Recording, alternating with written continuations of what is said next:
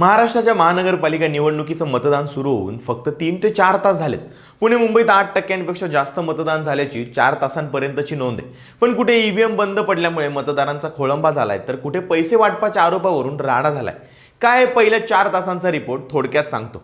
पुण्याच्या प्रभाग क्रमांक 24 आणि 26 इथं ईव्हीएम मशीन बंद पडल्यामुळे मतदानाची प्रक्रिया ठप्प झाली. काँग्रेस उमेदवार राहुल शर्मा यांनी संताप व्यक्त केलाय की तांत्रिक कर्मचारी आणि अधिकारी वेळेवर उपलब्ध नसल्याने मतदान न करताच घरी परत जातात. तर उल्हासनगरच्या प्रभाग क्रमांक 20 मधल्या सावित्रीबाई फुले शाळेतील मतदान केंद्रावर सकाळपासून मशीनच बंद आहे. त्यामुळे मतदारांच्या लांबच लांब रांगा लागल्या. धुळ्यातल्या प्रभाग क्रमांक 4, 5, 10 आणि 11 मध्येही मशीनमध्ये बिघाड झालाय. छत्रपती संभाजीनगरमध्ये ईव्हीएम मशीन बंद पडल्याने नागरिक आक्रमक झाल्याचं बघायला मिळालं.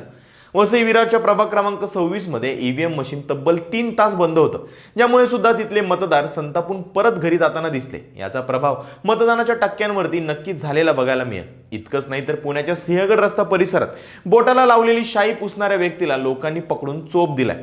सोलापूरच्या प्रभाग क्रमांक 10 मधील एका मतदान केंद्रावर ईव्हीएम मशीन तपासताना निवडणूक अधिकाऱ्याने स्वतःच भाजपच्या उमेदवाराचं बटन दाबल्याचा धक्कादायक आरोप एका मतदाराने आणि अपक्ष उमेदवाराने केला असून तिथे मोठी बाचाबाची सुद्धा झाली.